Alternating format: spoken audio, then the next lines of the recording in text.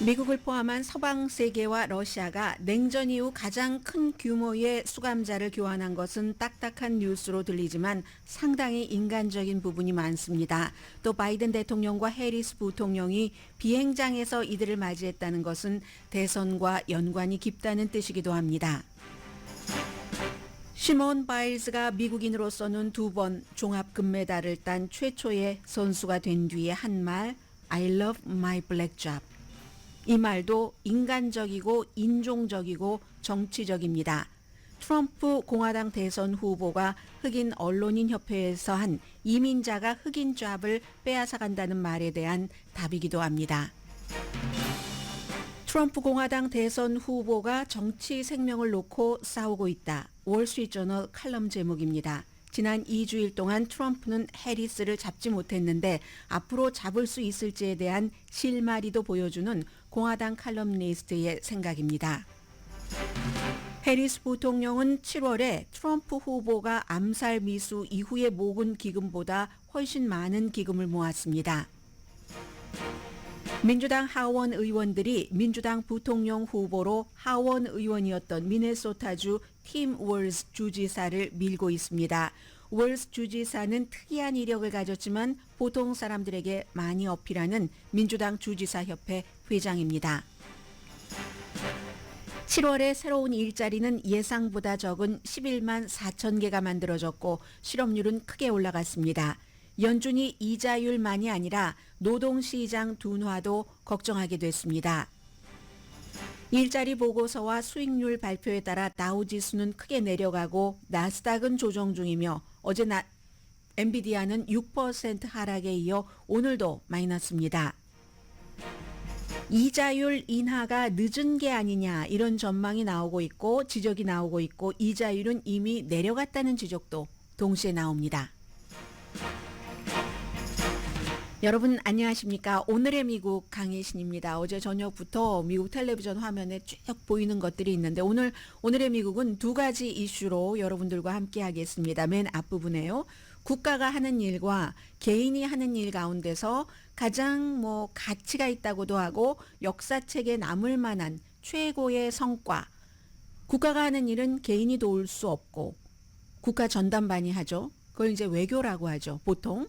그리고 개인이 하는 일은 어떻게 보면은 국가의 기관 시설 같은 것이 돼야지 하는 일인지도 모릅니다. 올림픽을 말씀드리고 있는 건데요. 국가가 배경이 돼서 하는 일, 저는 국가가 하는 외교부터 말씀을 드리겠습니다. 어제부터 계속 냉전 이후에 미국과 서방 세계가 러시아와 함께 가장 많은 수감자를 교환했다. 이건 정말 그 세계적인 뉴스잖아요. 많은 나라 7개국이 여기에 얽혀 있고 또 가장 복잡하기도 하고 못다한 말이 굉장히 많은 뒤에서 하는 일이 많은 이런 것을 이제 우리가 외교적인 승리라고도 얘기하고 외교적인 위협이라고도 말합니다. 그렇기 때문에 지금 대부분의 케이블 뉴스에서는 어제부터 트럼프와 해리스가 공항에 가기 전 앤드류 공항의 공군기지에 도착하는 비행기에서 내려오는 미국 사람들을 맞이하기 전부터 벌써 백악관에서 오늘의 미국 진행될 때였죠. 그랬던가요? 끝나고 나서였나요? 하루 종일 뉴스와 함께 하니까 제가 시차를 잘 기억을 못 하겠네요. 그래서 이제 바이든 대통령이 성명도 발표를 하고 가족들과 같이 미리 비행기 타기 전에 터키에서부터 또 중요한 게 터키가 이런 일들을 요즘 많이 합니다. 터키에서부터 엄마와 통화하고 이쪽에 엄마, 이쪽에 딸, 이쪽에 엄마, 이쪽에 아들 이런 식으로 통화하면 그 아이들은 또 그 엄마하고 전화 통화를 대통령이 집무실에서 이렇게 통화를 할 수 있게 해주는데 통화하면서도 그 10대들의 머리카락 만지는 습관이라든가 이런 일상 같은 것들이 고차원 방식의 외교의 성과에서도 다 보여지는 아주 굉장히 복잡한 것이었는데 오늘 미국의 모든 신문의 탑 뉴스가 이 내용입니다. 두 가지예요. 올림픽 가운데서도 아프리칸 아메리칸 미국인 체조에서 정말 따라갈 자가 없다고 하잖아요. 시몬 바일즈 그리고 그가 한 말과 바로 이 finally free가 됐다. USA Today가 finally free가 된 4명의 미국인들을 쫙 그 얘기를 하면서 아주 마지막으로 자유로워졌다고 바이든 대통령이 집무실에서 엄마를 만나기 전에 그 수감돼 있다 풀려난 한 어린 딸을 이렇게 안고 있는 그런 사진이 아주 그 크게 나왔는데요. 에반 게르슈코비치는 너무 잘 알려진 월스트리트저널의 기자고, 그리고 저는 가장 인상적이었던 사진이 바로 그 사진입니다. 이 게르슈코비치가, 여러분들도 오늘 뭐 한국에서건 미국에서건 뉴스를 보시는 분들은 어떤 여성을 번쩍 들어앉죠. 보통 와이프라고 생각하죠. 그런 때. 근데 아닙니다. 와이프가 아니라 처음에 이제 엄마하고 엄마 하다가 아들아 마 있어 하다가 엄마를 그냥 아들이 너무 반가우니까 번쩍 들어 올리는 거예요. 그랬더니 그 옆에 있는 사람이 그런 와이프인가? 그것도 아닙니다. 또 다른 수감자였다가 함께 풀려난 그 남자의 와이프입니다. 이렇게 저는 그 사진이 가장 이제 인상적이었고요. 이 월스트리트저널의 기자는 냉전 이후에 처음으로 러시아가 미국 사람을 스파이 혐의로 16년까지 구형을 한 미국 기자를, 그 케이스였습니다. 그런데 이제 미국으로 돌아올 때 조건을 붙였대요. 물론 이제 사면을 해주세요 하는 편지도 이 그 블라디미르 푸틴에게 썼는데, 첫 번째 조건이 내가 취재했었던 그 내용, 러시아가 나를 스파이라고 했었던 그 취재 일지를 나는 다 가지고 갈 수 있게 해달라. 그리고 사면 요청을 하는 편지를 쓰라고 하니까 쓰긴 했는데, 그 사면 요청하는 편지에 저랑 인터뷰하시겠어요? 이렇게 썼다고 하네요. 월스트리트저널 기자가. 그리고는 이제 해병대원 폴 웰렌, 이 사람은 국적이 많습니다. 미국, 영국, 아이리쉬, 캐나다 국적을 갖고 있는데 2018년도에 체포됐는데 스파이 혐의로요. 16년 징역형을 받고 꽤 오래 복역을 했었죠. 그런데 이 사람은 사실은 왜 미국의 그 농구 선수가 그 베이프 기구를 가지고 가다가 잡혔을 때 뭐 꽤 감옥살이를 하다가 풀려났잖아요. 그때 함께 풀려날까 했는데 풀려나지 않아서 굉장히 그 주목받은 사람이고, 그래서 그 농구 선수가 이 사람을 이제 석방시키기 위해서 엄청나게 노력을 했습니다. 또 다른 사람은 러시아계의 미국인인 저널리스트입니다. 알수 쿠르마세바. 딸을 안고 있는 뭐 이 딸, 그 바이든 대통령과 같이 사진 찍은 그런 그 딸이에요. 미국이 지원하는 그 라디오 프리 유럽, 라디오 프리 에이시아도 있잖아요. 거기서 일을 했었고, 또 다른 사람은 미국에서 거주하고 있는데 아주 유명한 러시아의 야당 정치인은 블라디미르 카라무르사. 이렇게 네 사람이 이제 온 겁니다. 그리고 왜 알렉세이 나발리, 푸틴에 그렇게 저항을 하다가 결국은 감옥에서 숨진, 그 당시에 알렉세이 나발리가 숨졌을 때 미국이 알렉세이 나발리를 석방시키려고 했는데 그런 그 찰나에 숨졌다는 얘기가 나왔었잖아요. 그게 이제 사실이었고, 그리고 나발리는 숨졌지만 그 고인이 된 나발리와 함께 일했었던 그의 동료들도 이제 뭐 좀 이렇게 풀려났고요. 미국 사람만 풀려난 게 아니니까. 그래서 뭐 러시아도 승리죠. 이건 바이든 대통령에게도 승리지만, 러시아는 스파이, 뭐 잠복 요원, 암살자 이런 사람들을 8명을 이제 데려가면서 나머지 16명은 이제 미국 사람, 또 독일 사람, 이런 그 사람들이었습니다. 그래서 뉴욕타임스는요, 아주 힘들게 협상한 거래다. 당연히 이제 바이든 대통령의 외교적인 승리죠. 바이든 대통령의 외교적인 승리지만 해리스에게 이게 그대로 물려가는 것이고, 외교적인 승리라는 게 그 역사적으로 계속 남으려면 후임 대통령이 어떻게 해주느냐가 중요하잖아요. 어제 그래서 바이든 대통령과 해리스가 같이 동지가 돼서 이제 공항에 나갔던 겁니다. 외교와 경제에서는 실제로 바이든 대통령이 잘한 게 많은데 그냥 본인이 그 설득력도 없고 국민에게, 그러니까 이제 많이 가려진 부분들이 있다는 게 전반적인 평가입니다.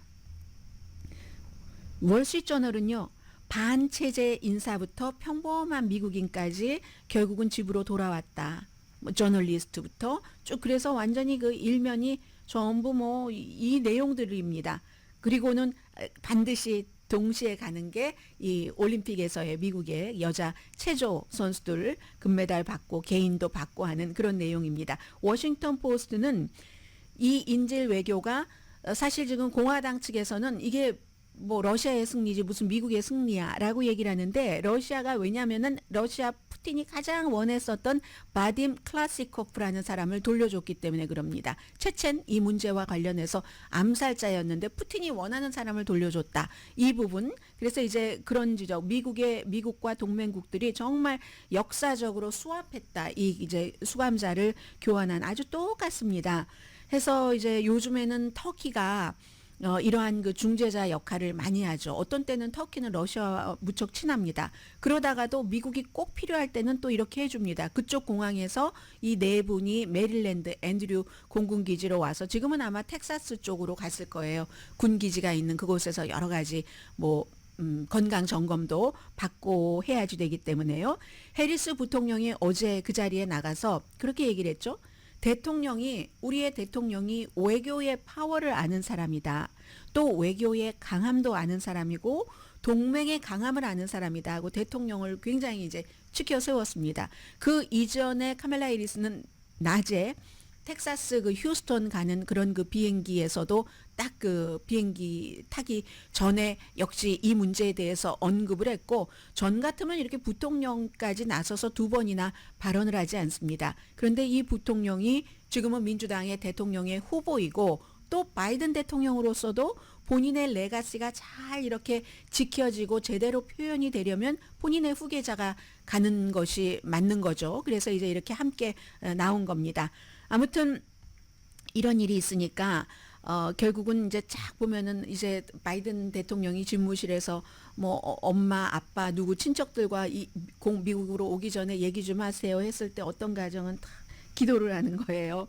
아주 얌전하게 기도하는 가정도 있고 어떤 가정은 또 아이가 어릴 때는 그냥 마냥 좋아라 하는 평소 그대로의 모습도 보여주고 아무튼 제가 으뜸으로 봤었던 사진은 월스트리트저널 기자가 엄마를 쩍 안고 옆에서 다른 그 같이 수감됐던 사람의 와이프가 너무 좋다고 막 손을 이렇게 왜 있죠? 왜 여성들의 가장 그 아름다움 나이는 들었는데 순진하게 천진한 그 마음속에서 나오는 그 표정이 있죠. 저는 이 사진이 굉장히 좋습니다. 그래서 이제 이런 부분들이 저는 말씀을 드리고 싶고 여기에 대해서 지금 트럼프 쪽에서는 아니 이거 푸틴 좋아하는 거지? 이렇게 얘기하고 푸틴이 이렇게 여기에서 서로 합의를 해준 것은 트럼프를 무서워하기 때문이다. 이렇게 얘기를 했습니다. 트럼프를 무서워하기 때문이라고 하는데 트럼프가 대통령이 되면은 너무나 강력하기 때문에 이제 그 본인들이 원하는 협상을 할 수 없으니까 트럼프가 대통령이 되기 전에 협상을 하는 게 낫다라고 생각을 해서 그렇게 했다는 거고요. 이게 이제 JD 벤스 부통령이라든가 부통령 후보라든가 부통령 후보가 될 뻔했던 이제 노스다코타의 주지사라든가 이런 사람들이 하는 얘기입니다. 그리고 이것을 보면은 푸틴은 트럼프가 대통령이 될 것이라는 것을 확인하고 있다. 뭐 생각은 여러분들께서 알아서 하시기 바라고요. 그래서 이제 지금 트럼프 쪽에서 나온 발언은 그런 부분입니다. 트럼프 전 대통령은 내가 대통령이 되면 이런 사람들 다 금방 데리고 올 수 있어. 하루 만에 데리고 올 수 있어. 이렇게 그동안 말을 해왔었던 사람이고요. 아무튼 그렇습니다. 그리고 이제 두 번째는 미국의 모든 신문에 이 이슈와 함께 탑뉴스는 특히 시몬 바일즈 여자 선수가 체조 선수가 27살이나 됐는데 나이 많은 편이죠.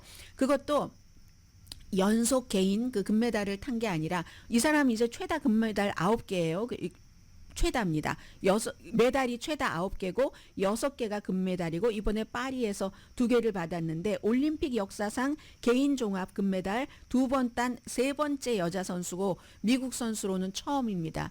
그러면 그 나머지 2번은 구소련이었죠. 근데 이게 1960년대 이후에 또 처음이라는 얘기예요. 아무튼 유일한 미국 체조 선수 개인 종합 금메달 2번 딴 그리고 1952년 이후에 가장 나이가 많은 여자 올림픽 체조 챔피언입니다. 그런데요, 이게 개인적으로 말씀드리자면 인종 이전에 쉽지 않았어요, 이번에. 왜냐하면 그 브라질의 선수 레베카 안드라데 그 은메달 딴 이 선수도 너무너무 힘든 사람이었고 그리고 미국의 수닐리 를 뭐 좋아하시는 분들 굉장히 많으시던데요. 동메달 땄습니다. 브라질 선수도 제쳤어야지 됐고 후배인 이 수닐리 동메달 선수도 제쳤어야지 되는데 지금 그 시몬 바일즈가 하는 얘기가 레베카 안드레아가 세계 랭킹 2위예요. 여러분들이 더 잘 아시겠죠. 그런데 이제 너무너무 이렇게 나에게 근접하게 경기를 할 때 따라와 본 선수가 없었기 때문에 나도 내 안에 최고의 것을 끌어냈어야지 됐다. 그런데 내가 도쿄 올림픽에서는 정신력이 약했었지만 이 내 안에 최고의 것을 끌어내면은 모든 게 잘 될 것이라고 믿었었다라고 얘기합니다. 이리하여 27살의 체조 선수가 4년 만이 아니라 도쿄에서 기권했으니까요. 8년 만에 이렇게 다시 금메달을 받은 겁니다. 도쿄 올림픽에서 기권하고 3년 뒤에 이 기권한 이 문제도 어제부터 많이 지금 얘기가 되고 있는데 JD 벤스가 당시에 뭐라고 얘기를 했냐면 박스에 나와서 아니 왜 이 시몬 바일즈를 그렇게 사람들이 칭송을 하지? 이긴 사람이 아니고 루저인데 졌는데 기권했는데 왜 그러느냐 말이야 이렇게 얘기를 많이 했거든요. 그랬더니 또 이제 민주당의 전국위원회의 대변인인 에이다 로스가 아니 역사상 가장 인기 없는 부통령 후보가 정말 실수투성이의 말들을 많이 하는데 그런 말도 했더구먼요. 말하자면 이런 식이에요. 다른 사람이 가장 약한 순간에 그렇게 콕콕 찌르는 건 아니다. 그 당시에 그 어린 시몬 바일즈에 대해서 박스에 나와서 JD 벤스라는 좀 어른이 그렇게 얘기를 했었던 겁니다. 그 바일즈가 당시에 그건 이제 사람들마다 의견이 다를 수 있어요. 어떤 사람은 아니 그래도 국가대표로 갔는데 그렇게 정신이 따라와 주지 않는다고 기권을 할 수가 있어. 하지만 어떤 사람들은 그로 인해서 운동선수들의 이제 정신적인 이런 것들을 또 생각도 하게 됐고 많은 개선책도 나왔고 하기 때문에 의견은 반반이었습니다. 시몬 바일즈가 이제 도쿄 올림픽에서는 몸을 이렇게 조정할 때 기능을 잃어버렸잖아요. 그리고는 안 되겠다 싶어서 이제 기권을 했는데 너무너무 강한 그 압박감을 느꼈다는 거죠. 도쿄 올림픽에 가기 전부터. 그래서 그게 이제 정신에 영향을 미쳤고 그 뒤에 이제 2년 동안은 완전히 이제 휴식을 취했는데 지금 생각해 보니까 도쿄에 가기 전에 체조를 하는 사람이니까 몸을 다칠까봐 너무너무 신경을 써서 몸에만 신체만 신경을 써서 정신 건강도 신경을 썼지만 소홀했었다. 이게 어제 바일즈가 다시 금메달을 받고 한 얘기거든요. 그래서 그때 부상을 당했는데 그것은 신체의 부상이 아니라 정신적인 부상이었고 그 당시에는 난 다시는 체조를 할 수가 없겠구나 이렇게 생각을 했답니다. 근데 몇 년 지나면서 그걸 극복을 해서 지금은 세계 랭킹 2위가 아무리 나를 따라와도 내가 내 안에 있는 모든 걸 끌어내면 이길 수 있을 거야 이렇게 했다는 거죠. 결국 포기하지 않았다는 거죠. 자신이 천하무적이다 하는 것을 증명을 해보였고 이 최고도 최고인데 견줄 수 없을 정도의 최고라면서요. 체조 좋아하시는 분들은 그렇게 보고 계십니까? 아무튼 몇 년 뒤에도 지금 모든 신문이 다 이 내용을 싣고 있는데 스포츠 전문 기자가요.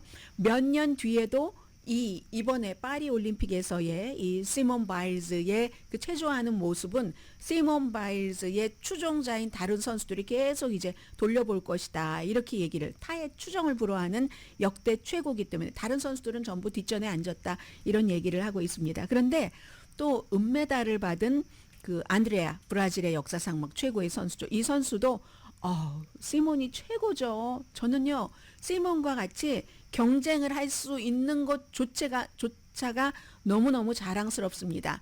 그리고 시몬과 경쟁을 하면서 나도 내 안에 최고의 것을 끌어내는 그 기술을 발휘를 해야지 되잖아요. 정신적으로나 신체적으로나. 그래서 아주 멋진 경기였었다. 이렇게 얘기를 합니다. 그런데요. 이렇게 경기를 해서 아마 백인 선수가 이렇게 체조에서 뭐 했다면은 이런 말들이 없었을 겁니다. 누구나 다 그걸 막 환영하고 축하만 하는 게 아니에요. 뭐라고 얘기를 하냐면 뭐 유명한 무슨 뭐 필라델피아 태생의 어떤 뮤지션이 얘기를 하는 게 트윗에 딱 이렇게 썼어요. 시몬 바일즈가 being the GOAT, G-O-A-T 이게 이제 greatest of all time의 그 약자로 해서 OAT로 한 건데 그래 역대 최고의 선수야. 체조에서 in her black job 블랙이잖아요. 이건 칭찬하는 듯 하면서 엄청 인종차별적인 말인 거죠. 흑인들 그러니까 체조 백인은 뭐 너무 크고 뭐 물론 러시아 사람들 하긴 하지만 그런데 체조에도 적합하게 타고난 흑인의 몸, 그 몸 자체 때문에 이 사람이 이긴 것이지 운동신경도 좋고 하는 그런 거지 뭐 이렇게 이제 비아냥거리는 것으로 사람들은 다 알고 있습니다. 그랬더니 오늘 아침에 시몬 바일즈가 I love my black job. I love my black job. 이렇게 얘기를 하면서 그 뮤지션이나 또 이걸 많은 사람들은 이 트럼프 전 대통령에게 하는 말로 보고 있습니다. 아프리칸 아메리칸들은 에이시안 아메리칸보다 훨씬 많이 트럼프 전 대통령에 대해서 인종적으로 모욕을 당하고 있다는 여러 가지 그 이유와 증거와 이런 걸 느끼고 있기 때문에 I love my black job.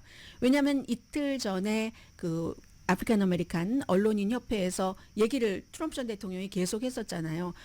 이게 이민자들이 오면은 블랙 잡을 가져간다. 이렇게 얘기하니까 그 물어보는 그 저널리스트가 블랙잡이 뭔데요? 왜냐하면 미국 사람들이 블랙잡이다라고 얘기할 때는 머리 안 쓰고 그냥 몸으로 쓱쓱 하는 그런 잡을 얘기를 하면서 아프리칸 아메리칸들을 무시하는 그것이 있기 때문에 그랬더니 시몬 바일즈가 그 양쪽 사람들에게 다 그러니까 블랙잡을 빼앗아 간다 해서 이 저널리스트가 물어봐서 그게 뭔데요? 이렇게 설명하라고 하니까 끝내 설명하지 않았습니다. 나는 I love my black job 이렇게 얘기를 하거든요.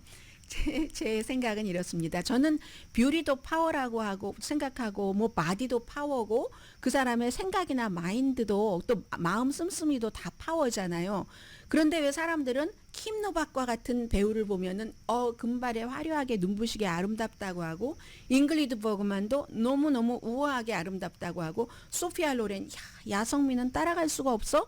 브리짓 바르도 다 이렇게 얘기를 하잖아요. 그러면서 왜 아프리칸 아메리칸의 그 강인한 몸에 대해서는 이용만 하고 체조에서나 아니면 일반 스포츠에서나 그것은 뷰티 이즈 파워로 치지 않고 블랙잡 이렇게 비난을 하는지 그건 참 전 잘 모르겠습니다. 아무튼 이리하여 바일즈는 올림픽에서 뭐 벨트 그리고 밸런스 빔 이 평균대인가요? 그런 지금 몇 개의 이제 더 남아 있습니다. 개인 얼만큼이나 더 할 수 있을지 모르겠고요. 아무튼 이런 일로 올림픽이나 아니면 인질들이 미국으로 돌아오는 것이나 전부 또 미국 대통령 선거와도 연관이 있다. 이렇게 말씀을 드립니다.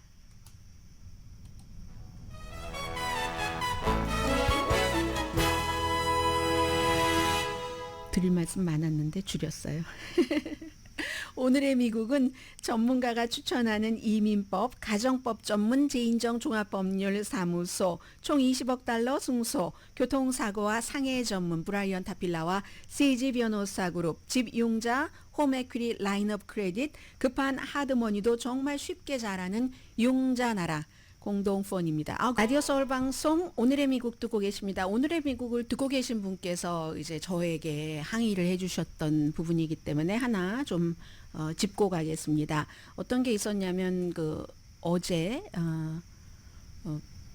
흑인 그 저널리스트 협회에서 어떤 분이 저에게 그렇게 항의를 하시는 거예요. 제가 방송 도중에 1시간이나 이게 트럼프 전 대통령과 저널리스트 간의 인터뷰가 연기가 됐다. 트럼프 전 대통령이 늦었다. 이렇게 말씀을 드렸더니 그게 무슨 소리냐.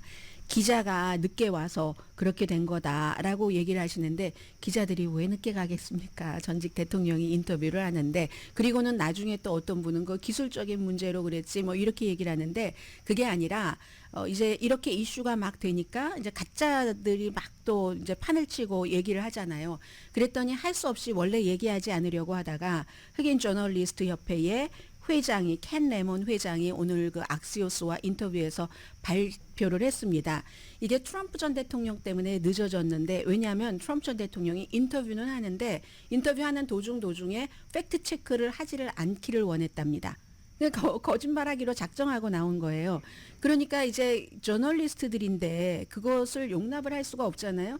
아니 뭐 적절하게 그런데 또 이 저널리스트 이벤트에서도 전 대통령을 딱 어차피 논란이 많았는데도 초대를 했으니까 무대에 올려야지 되고 해서 이제 서로 그래도 우리는 그건 안 돼, 그거는 안 돼 하고 있는 상황에 물론 기술적인 문제가 약간 있었답니다. 왜 현장에선 그렇잖아요. 근데 그거는 이제 금방 해결된 그런 문제고 트럼프 전 대통령이 거의 1시간 동안이나 이제 무대에 올라오지 않았는데 몇천 명이나 사람들은 기다리고 있고 해서 할 수 없이 켄 레몬이 트럼프가 못 나오게 됐다라고 얘기를 하려고 무대에 올라가려고 했답니다. 그때에 이제 그 트럼프 전 대통령이 올라오더라는 겁니다. 이제 트럼프와는 취소다, 팩트 체크를 안 한다고 해서 하는데 트럼프 전 대통령이 올라왔고 트럼프 전 대통령은 이 인터뷰가 끝난 뒤에 오디오 문제로 그렇게 뭐 연기가 됐다 이런 얘기들을 했다는 건데 트럼프 전 대통령이 어제 그랬잖아요. 굉장히 루드하고 네스티하다라고 얘기를 했는데 그게 왜 그랬냐면 본인은 여기다 팩트 체크하지 말아라. 인터뷰하는 동안에 저널리스트 협회는 팩트 체크를 해야지 된다. 방송이니까 더군다나 더 그렇게 해서 이 ABC의 저널리스트가 트럼프 전 대통령이 무슨 뭐 불법 체류자들이 블랙잡을 다 뺏어간다 하면은 팩트 체크를 막 하기 시작했잖아요. 그거 사실 아닌데요. 사실은 이런데요. 이렇게 얘기를 하기 시작했잖아요. 그래서 아마 화가 났던 것 같습니다. 루드하다고 하고 네스티하다고 하고 해서 원래 1시간으로 예정됐었던 것을 한 40분 정도만 하고 트럼프 팀에서 끝내라고 하니까 끝냈었던 이게 팩트입니다. 자, 이게 팩트라고 말씀드리고요. 그리고 왜 그러면 이 블랙 이슈를 카멜라 해리스가 아프리칸 아메리칸인 거 모르는 사람이 어디 있겠어요. 또 어떤 분들은 카멜라 해리스가 계속 인도계만 이렇게 얘기했잖아요. 그건 아니죠. 그건 이제 여러분들께서 그런 방송이나 그런 유튜브를 보셔서 그런 생각을 하시는 거고요. 카멜라 해리스는 예전부터 엄마 인도계, 아빠 흑인 해서 나는 그냥 아메리칸이다, just 아메리칸이다라는 표현을 많이 썼어요. 모든 것을 다 포용한다는 뜻에서. 그리고 트럼프도 알면서 뭐 기금을 얼마나 많이 지원을 했는데요. 아무튼 그런데 왜 그러면 구태여 이 문제를 가지고 와서 카멜라 해리스를 내가 직접적으로 간접적으로 오래전부터 알았지만 해리스가 흑인이라는 것은 내가 몇 년 전에 알았어. 몇 년 전부터 해리스가 흑인이라는 것을 강조를 해서 그것으로 사다리를 타고 뭔가를 잡으려고 했었을 그때부터 알았어. 뭐 이렇게 얘기를 했잖아요. 왜 그랬는가? 카멜라 해리스가 흑인인 줄 모르는 사람이 어디 있어요. 지금도 흑인이라고 흑인이 아니라고 생각을 하시는 분들은 어디 가서는 속으로만 생각하세요. 그렇게 얘기하시면 상대가 싸우기 싫어서 아무 말 안 하는 거지. 아유 무식하긴 이렇게 여러분들 평가받으신다니까요. 제가 팁 드린 거예요. 저 미워하지 마시고요. 아니요. 미워하시는 건 자유인데 저는 여러분을 미워하지 않습니다. 팁 드린 거예요. 왜 그러는가? 다 사람들이 알만한 사람은 다 아는 건데 보통 그냥 평균 정도의 상식만 가지고 있는 사람은 그냥 주의를 산만하게 하려고 진지한 이슈에서 벗어나게 하려고 지금 이슈를 본인 쪽으로 끌어오고 싶은데 전부 해리스 쪽으로 가 있으니까 트럼프 얘기를 할 기회가 없잖아요. 그렇게 그리고 이건 이제 트럼프 전 대통령의 전매 특허입니다. 오바마가 미국에서 태어나지 않았다고 하거나 아니면 또 해리스가 부통령 되려고 할 때는 역시 뭐 비슷한 문제 본인이 대통령이 되려고 할 때도 뭐 강간범이 막 다 온다고 하더니 한번 그렇게 얘기를 해놓고 나면 그 다음에는 그 얘기가 더 강해져야지 사람들에게 엔터테이닝을 해줄 수가 있잖아요. 그러니까 이제는 강간범은 물론이고 정신병자에서 사람들을 다 감옥에서 다 미국으로 보낸다고 얘기를 하고 있잖아요. 이제 미국 아래에 있는 그런 나라들에서 아무튼 그 이슈는 사람들이 다 아는데도 본인 지지자들은 모르는 사람들도 있다고 판단을 하는가 보죠. 주의를 산만하게 돌려보려고 시선을 끌어보려고 그런 면에서 그런 거고요.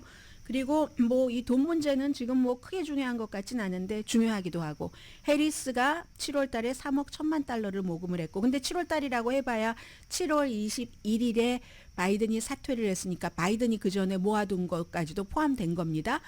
그 모아둔 것보다 더 많이 모으긴 했죠. 이 해리스가 뭐 한 2억 달러 정도를 모았으니까 여기서 중요한 건 돈의 액수가 아니라 이게 트럼프보다 2배 이상 많다. 이게 중요한 게 아니라요.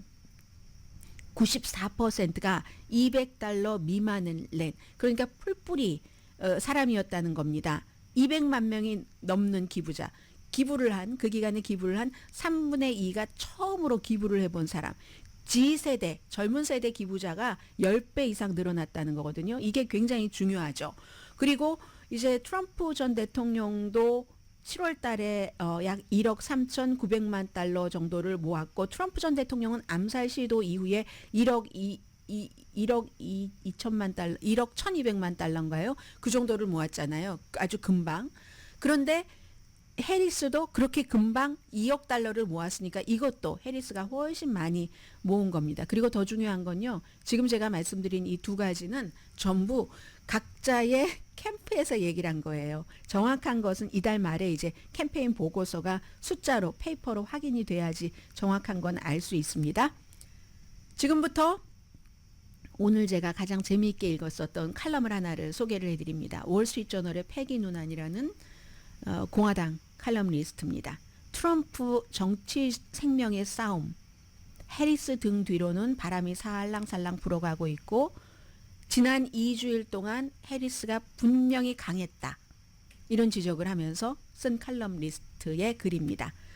올해는 처음 있는 일이 많다. 이 선거에 대해서 뭐 여러 가지 1968년 비슷해, 72년 비슷해, 막 이렇게 얘기를 하지만 이 칼럼니스트 레이건의 스크린 그 라이터였던 그 스피치 라이터였던 이 사람이 볼 때는 그것과도 다 다르다는 겁니다. 훨씬 더 돌풍적이라는 얘기예요. 돌풍이 태풍이 될지 허리케인이 될지 누구한테로 될지 아직 모릅니다. 기간이 많이 남아 있으니까 토론하고 사퇴하고 뭐 암살 시도가 있었고 계속 놀라운 일이 일어나고 있는데 그 사이에 해리스가 놀라운 성과를 거뒀다고 얘기를 합니다. 트럼프는 2주일 이 사이에 해리스를 무너뜨리거나 아니면 적어도 강타라도 했어야지 되는데 이미 한 번의 시점은 놓친 거로 보는 거예요. 그 사이에 해리스는 애틀란타에서 조지아에 가서 아주 캠페인 잘했고 트럼프는 흑인 언론인 협회에서 인종카드 내밀었지만 완전히 성공하지 못했습니다. 부분적인 성공은 했을지도 모르겠어요. 본인의 지지 기반. 근데 이건 지금 본인의 지지 기반을 가지고 싸우는 게 아니니까 해리스건 트럼프건 첫 질문에 당황을 한 거죠. 본인이 팩트 체크도 하지 말라고 했는데 그걸 끝내 동의해 주지 않았고 그리고는 이제 ABC의 저널리스트가 딱 아주 날카로운 질문들을 던졌어요. 그러니까 이거를 맞바람을 쳐보다가 더 날카로워졌는데 이 패기 누난이라는 칼럼니스트는 앞으로 이런 일들이 더 많을 것이다. 전과는 달라졌다. 왜냐하면 상대 후보가 달라졌기 때문에. 바이든은 나오지 않는 사람, 선거 유세하지 않는 사람이지만 해리스는 그냥 팍팍 받아치는 사람이잖아요. 트럼프 캠프가 해리스에게 얼마나 놀랐나? 그런데 이 칼럼니스트가 볼 때는 왜 놀랐지? 알만한 사람들은 다 상식적으로 판단을 하고 있었는데 바이든이 결국은 견디지 못하고 시간 문제이지 사퇴할 것이라는 것을. How many times 제가 말씀드렸습니까? 기부자들 떨어져 나가고 돈 떨어지면 사퇴를 할 수밖에 없다. 막 그랬던 때잖아요. 그리고 그때 가장 그 유력한 그 대체자는 카멜라 해리스라는 거. 왜 생각을 못했지? 너무 충격받은 것처럼 2주일 동안 시간 낭비를 했다 이런 겁니다. 그렇죠. 몰랐으니까 그 바로 직전에 전당대회를 바이든 공격하는데 시간을 다 써버린 거죠. 그리고 그 이후에 샌프란시스코 리버럴이다. 너무 급진적이다. 이렇게 얘기를 많이 하는데 이거 한인분들도 많이 그렇게 얘기를 하세요. 그런데 이 패기 누난이라는 공화당 칼럼니스트가 볼 때 그거 너무 지루하다. 너무 올드하고 너무 근육적인 그런 그러니까 말하자면 지능적이지 않다는 거예요. 말초적이고 그 근육적인 그런 그 반응일 뿐이지 지금 뭐 1990년대도 아닌데 좀 새로운 시대에 새로운 주장을 가지고 해야지 예전에 그걸 가지고 하면 되는가? 그럼 지금부터 트럼프가 바꿀 수 있는가? 기여를 확 바꿀 수 있는가? 그런데 트럼프는 유난히 뭐 겉에 정력적으로 보이지만 옛스럽잖아요. 화석 연료를 막 고집을 해야지 된다고 하고 하는 1950년대부터 70년대 이 에드 설리번 쇼를 보고 자란 사람일 거다. 분명히 뭐 일요일 밤 9시인가 그랬잖아요. 그러면 뭐 막 사람들이 나와서 뭐 쇼도 하고 뭐 누가 뭐 예를 들어 내 와이프 안 잡아가나 뭐 이런 얘기들 하고 이런 그런 그 감성. 미국은 이제 그 당시가 그런 감성이었던 거예요. 요즘에도 그런 얘기 농담으로들 많이 합니다만은 내 남편 이렇게 얘기할까요? 아무튼 그 타이밍에 머물러 있는데 그 정도 감성인데 본인보다 훨씬 젊은 해리스를 상대로 변할 수 있을까? 트럼프는 그래서 배가 가라앉는다. 뭐 상어가 나오거나 아니면 전기자동차, 모토 이런 거 싫어하니까 그런 전기 모토로 돌아가는 그 보트 가라앉고 이럴 때 나는 어느 것을 선택해야지 되는가? 뭐 한니발 해커를 저녁에 초대한다. 이런 말을 하는 게 일반 사람들은 저 지금 무슨 소리지 이렇게 생각하지만 또 트럼프의 지지자들은 정말 나이가 많이 드신 트럼프처럼 에드 설리반 쇼를 보고 지낸 사람들이니까 그 팀은 만족시킬 수 있지만 다른 팀은 아니다라는 겁니다. 해리스에게 플러스가 되는 몇 가지 요소를 지적을 하네요. 우선 새롭다는 거. 올드 바이든과 올드 트럼프에서 벗어나서 활력도 있고 전투력이 있고 주류 언론도 지금은 해리스 편입니다. 정책에 있어서는 또 해리스가 뻔뻔할 정도로 대담하다고 표현을 하네요. 전에는 제가 이 이슈를 지지했지만 마음이 바뀌었어요. 이렇게 얘기를 한다는 거예요. 국경 그 보안에 대한 자금 지원을 강화하겠다. 이런 말 하면서 트럼프가 공격할 거리가 점점 줄어든다는 거죠. 그리고 민주당도 이 해리스가 온건하게 나가는 것을 내버려 둘 거다. 또 하나 좋은 점은 해리스가 타고난 연기자라는 겁니다. 해리스 2. 트럼프만 퍼포머가 아니라 해리스가 통치는 잘 모를지 모르지만 캠페인은 잘한다는 거죠. 경쟁도 잘한다는 겁니다. 전략이나 정책에 능숙하진 않지만 퍼포밍, 쾌활하게 말하는 걸 잘하고 또 장점이 아름답다는 것, beautiful. 사진 보면 나쁜 사진이 없다는 거예요. 그리고 좀 웜하고 막 웃고 하는 이게 따뜻한 빛을 발휘하는데 어떤 사람들 그게 뭐가 중요해? 컨텐츠가 중요하지라고 하는데 그렇게 말하는 건 어리석다고 얘기를 합니다. 정치인들도 다 아니까 프로페셔널 정치인들이 남자들이 다 보톡스 맞고 필러 넣고 필러 넣는 건가요? 맞는 건가요? 아무튼 그렇다는 것 아닙니까? 뷰티풀은 파워라는 얘기를 하고 있습니다. 그리고 지지의 물결 11월 달이면 더 할 것이다. 이게 버락 오바마 거기에 다가가면서 의도적으로 열정과 에너지를 엄청 뿜어낼 거다. 그 카멜라를 더한 카멜라로 다듬어 줄 거고 그리고 민주당의 유권자들이 바이든을 오래 견뎠고 버텼고 해리스를 향해서 뭉치고 있다. 그럼 해리스가 다 좋으냐? 도전적인 것이 있다고도 얘기를 합니다. 트럼프를 보면 트럼프스러워 분명하다는 거예요. 해리스를 보면 이게 해리스야 저게 해리스야 좀 이렇게 의심스러운 부분이 있다는 거. 그리고 인터뷰를 견딜 수 있을까? 준비된 거. 퍼포밍은 잘하는데 좀 라이브에 약하다 이런 거죠. 그리고 해리스가 진지한가? 민주당에서 오바마 하면 정말로 슈퍼 진지, 힐러리 클린턴도 슈퍼 진지. 해리스에게 핵무기 통제권을 맡겨? 그렇게 진지해? 이렇게 생각을 하는데 맨 마지막 문장이 이겁니다. 그럼 트럼프는 진지해? 그렇기 때문에 트럼프가 2번이나 파퓰러 보트에서 일반인들에게 졌다는 거죠. 시골의 그 선거인단에 의해서 나이든 층, 공화당 층 이런 표를 받아서 된 것이지 파퓰러 보트에서는 졌다는 거죠. 그리고 트럼프가 백악관에 있었을 때도 핵 단추 폭발 없었다. 이게 패기 누난의 칼럼입니다. 그러니까 지금으로서는 특별한 일이 일어나지 않는 한 해리스에게 상당히 좋은 대선 판도라는 거죠. 라디오 서울 방송 오늘의 미국 듣고 계십니다. 네, 오늘 경제 뉴스를 좀 말씀드려야 되는데요. 일단 기본적으로 노동계가 조금 이제 실업률 같은 것이 변하는 게 아닌가 하는 내용들이 좀 잡히고 있는데요. 7월 달에 일자리가 11만 4천 개 늘어났습니다. 원래 예상은 18만 5천 개였는데 11만 4천 개니까 굉장히 예상보다 내려간 거죠. 당연히 이제 실업률이 크게 올라가서 지금 4.3%까지 올라갔습니다. 이게 중요한 게 계속 실업률이 6월 달에도 올라갔었고 4.1% 올라갔었을 때 여러분들께 2021년 이후에 가장 실업률이 높다고 말씀을 드렸었는데 그리고 또 6월 달에 이제 새로 만들어진 일자리도 원래에 발표됐던 것보다 하향으로 17만 9천 개로 수정이 됐거든요. 5월 달에도 그랬었는데 그리고 이제 7월 달에는 그래도 뭐 이제 한여름 되기 전이었었으니까 가장 큰 일자리는 좀 의료 그리고 건설 이런 분야였습니다.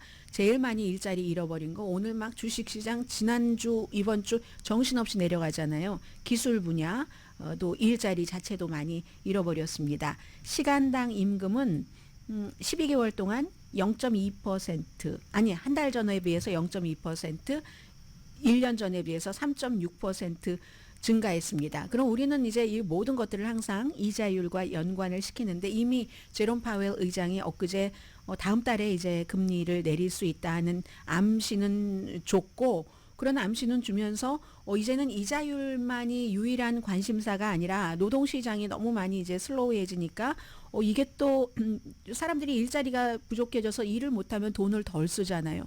이것도 경제에 타격을 줄 수 있네 하고 걱정을 해야지 되는 그런 시간이 왔다는 거고요. 저축률도 많이 전보다는 줄어들었습니다. 그래도 지금 이제 파웰 의장이 대응할 준비가 잘 돼 있다라고 얘기를 하긴 했지만 어쨌든 9월 달에 금리를 만약에 인하한다면 이거 뭐 경제라든가 또 침체된 주택 시장에 대해서는 좀 압박이 완화되겠죠. 주택 시장이 또 워낙 덩치가 큰 그런 곳이고 또 뭐 가구도 있죠, 뭐도 있죠, 뭐 커튼도 있죠. 들여와야지 될 것들이 많잖아요. 그럼 이자율 뭐 9월 달에 내리는 거 민주당 바라고 공화당 바라지 않는 것. 근데 이자율은 이미 내려갔다 하는 보도도 나옵니다. 이건 왜 그러냐면은 어제 이제 10년 만기 국채 그 수익률이 4% 미만으로 뭐 이 정도면 폭락이거든요. 지난주에 0.25포인트 이상 내려갔고 5월 말에 대비하면은 0.6% 이상 내려갔습니다. 이 국채 금리가 시장 금리의 이제 기준이 되니까 그런데 기본적으로 2년 만기보다는 높아야 되잖아요. 당연히 장기는 우리가 예측하기가 힘드니까 이자율 많이 줘야지 되는데 그런데 이제 이게 4% 미만으로 폭락했기 때문에 중요하죠. 그리고 이제 장기 금리가 주택 시장이라든가 이런 데에 영향을 미치니까 이자율 결정할 때 그래서 이미 이자율은 내려갔다. 뭐 이렇게 얘기하고 계시는 분들도 계시고요. 지금 오늘 어마어마하게 내려갑니다. 다우 지수가 특히 뭐 한 700포인트에서 900포인트 정도까지 그 사이에 내려가고 있고 뭐 예를 들어서 지금 모든 주가가 다 내려가고 있거든요. 아마존도 그렇고 9% 제가 들어오기 전에 하락했던데요. 애플은 사실은 3분기 실적 예상보다 좀 뛰어넘었는데도 불구하고 다른 곳이 안 되니까 애플도 안 되는 거예요. 엔비디아는 어제 6% 하락하고 오늘도 지금 엔비디아 많이 하락 중이거든요. 이건 이제 사람들이 걱정을 하는 거죠. 인공지능의 미래에 대해서 뭐 걱정도 하기도 하고 노동시장이 이렇게 안 좋아 하는 그런 걱정들도 있고 해서 그렇습니다. 경기 침체 이후에 가장 큰 손실을 본 주식들도 계속 내려가고 있어요. 뱅크 오브 아메리카, 카테필라 이런데 뭐 그리고 미국이 내려가면 당연한 것 아닌가요? 유럽과 아시아, 일본 뭐 니케이도요. 밤새 5.8%가 하락했다는 거. 전 세계에 지금 미국 주식 시장 이제 그 파장을 일으키고 있습니다. 지금 이자율 내리는 것이 너무 늦은 거 아니야? 이렇게 얘기하는 목소리가 많이 들립니다. 변호사를 이재용 변호사로 바꾼 게 제 인생에서 가장 잘한 선택이었습니다. 교통사고가 났을 당시엔 정황이 없어 되는 대로 변호사를 구했는데 아는 분이 큰 사고니까 이재용 변호사를 찾아가 보라고 했죠. 수많은 승소의 기록들이 증명합니다. 최선을 다해 도와드리겠습니다. 대형 교통사고 전문 이재용 변호사 그룹 213-383-3838 213-383-3838 강원도 먹거리 종합장터 감자바우 7월 한 달간 여름맞이 김치류를 제외한 전 품목 40%에서 70% 파격 세일. 매콤달콤 명태 비빔냉면 6불 20 밥도둑쪽이 20마리 단 5불.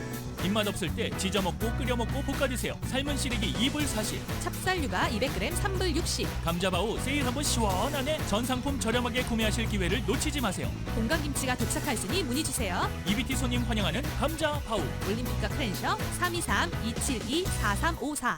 안녕하세요. 한국 전통 장례 플래너 조마리아입니다. 먼 미래를 위한 장례 준비는 선택이 아니라 필수입니다. 사랑하는 자녀와 소중한 이들에게 정신적, 경제적 부담을 덜어주세요. 장례보험, 장례에 관한 모든 업무는 오랜 경험의 조마리아와 상담하세요. 한국 전통 장례 플래너 조마리아 310-987-0736 310-987-0736. 오늘 점심은 뭘 먹지? LA에서 유명한 구포 추어탕에 추어 불고기 콤보. 여기에 전복을 추가한 전복 추어탕 어때요? 새롭게 리모델링한 건물 맛있는 아침 식사로 여러분을 모십니다. 오, 맛도 챙기고 건강도 챙기고 일석이조. 담백한 고향의 맛 LA 추어 요리는 구포 추어탕. 월요일에서 토요일 오전 8시부터 저녁 7시까지 영업하는 구포 추어탕. 팔가와 베렌도 213-384-5537 213-384-5537. 오후 5시 이전은 주차 무료. 라디오 서울 2024 파리올림픽 특집 방송. 라디오 서울의 2024 파리올림픽 특집 방송은 결이 다릅니다. 스포츠 명앵커 출신 유지승 앵커가 진단하고 예측하고 한국은 물론 전 세계 각국의 관심 경기 소개와 예상 등 전문 스포츠 앵커의 날카롭고 명쾌한 특집은 라디오 서울에서만 들으실 수 있습니다. 매일 오전 8시 25분 라디오 서울 모닝뉴스에서 만나보시기 바랍니다. 가장 빠르고 정확한 라디오 서울 2024 파리올림픽 특집 방송 CBB뱅크 융자나라 제공으로 함께합니다. 김 사장, 무슨 좋은 일 있어요? 골치 아파했던 부동산 처분하고 DST 부동산으로 투자해 진정한 은퇴 생활을 즐기고 있다네. DST? 네, 1031 익스체인지 가능한 DST 부동산 투자는 IRS에서도 인정한 대형 부동산 매물에 공동 투자를 할 수 있는 새로운 부동산 투자 기법으로 모든 관리와 비용을 회사에서 100% 책임집니다. 높은 렌트 인컴과 추후 부동산 시세 차이까지 DST 투자 프로그램. 지금 EMP 자산운용에서 알아보세요. 213-215-5473.